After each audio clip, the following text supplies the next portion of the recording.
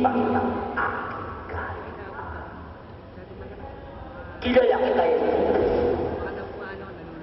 Ikaw ang Kristong anak ng Diyos. Kilala mo ba ako? Batid mo!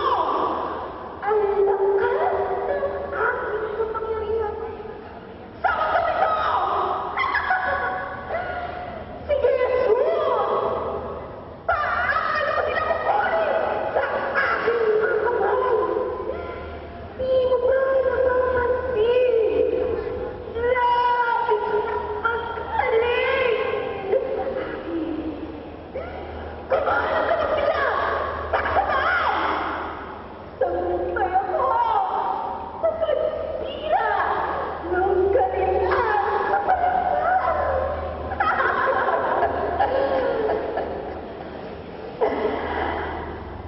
Ikaw, paano mo ipapakita sa kanya lahat ang iyong kapangyarihan?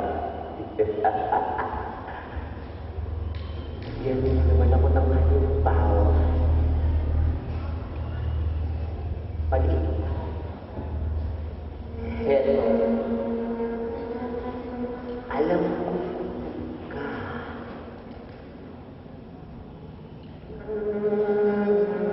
Gawin mo kong pinapay. Sige na, Jesus! Wala akong makakakita. Hindi lamang sa tinapay ng buyang tao. At hindi sa inyong kagustuhan matutupadan ang salita ng Diyos. Naku, Jesus! Hindi sa panahon ko mahilig sa tao.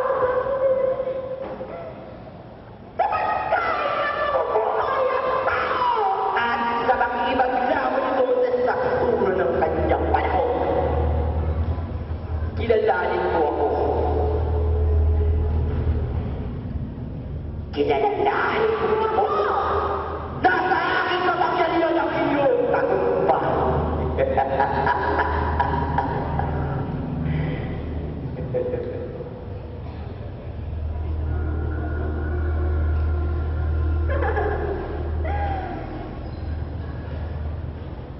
Nasusulat. Sasambahin ko ang Panginoong Diyos. Siya lang ang iyong paglilingkuran. Ngayon, magpatinulog ka sa Panginoon na yan sapagkat nasusulat na ipinagpili ka niya sa kanyang mga anghel upang ingatan ka. At hindi ka masaktan. Sige na,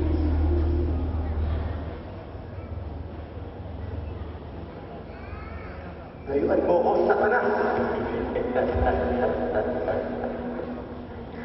Alam mo,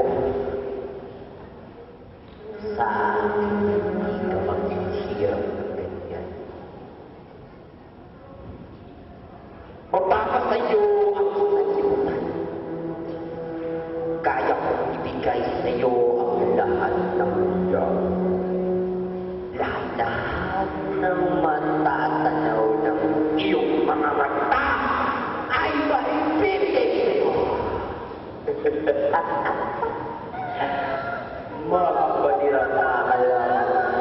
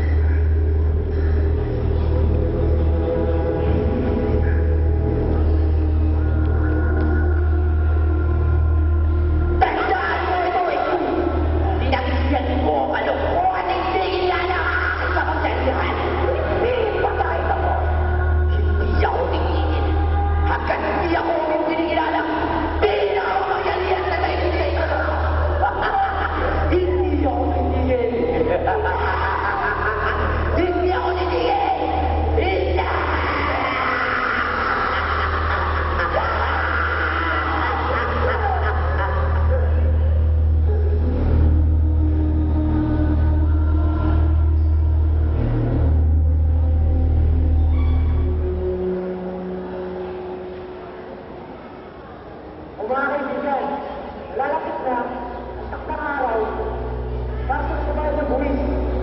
Baka naman, makalimutan pa ninyo ang obligasyon nito sa gobyerno. Kasi,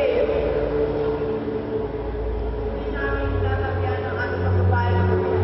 Kaya lang, alam namin kung hindi ang gobyerno at pupuntahan ang aming bago.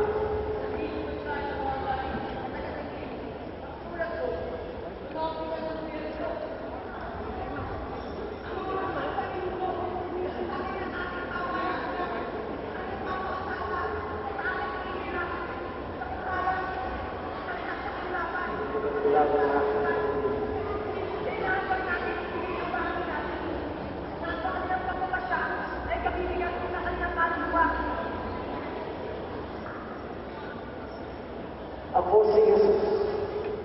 Inaanyayahan ko kayo. Sumunod kayo sa akin.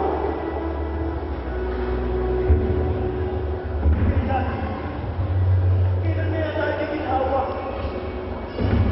Marahil hindi yata tayo mapapanawa ng buhay.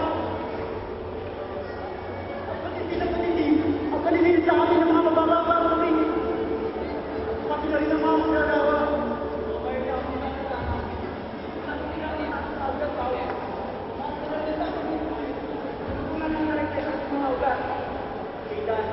At paano tayo makakako? Kasama din ang kanilang natin.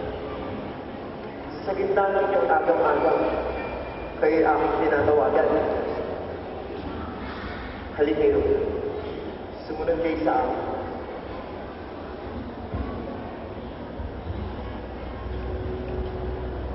Mayroon ba kayong nahuli? Pagkapon at unang mapagsalaw, at ngayon, ay wala ka din ulit. Yung bago masulit, ang kumitin at tagat, dahil sa kapabayaan ng maraming tao.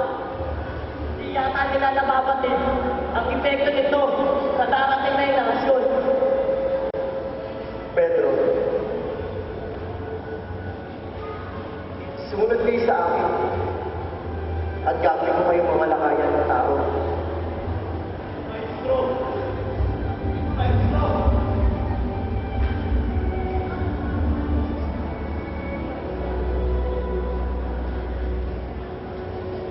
Ang ngalan ng Tusan, sa dami ng mga tao na sumusunod sa iyo, wala kong kakailangan yung isang ingat yaman.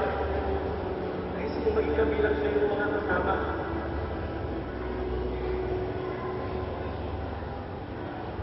Kung gayon, sumama ka sa akin.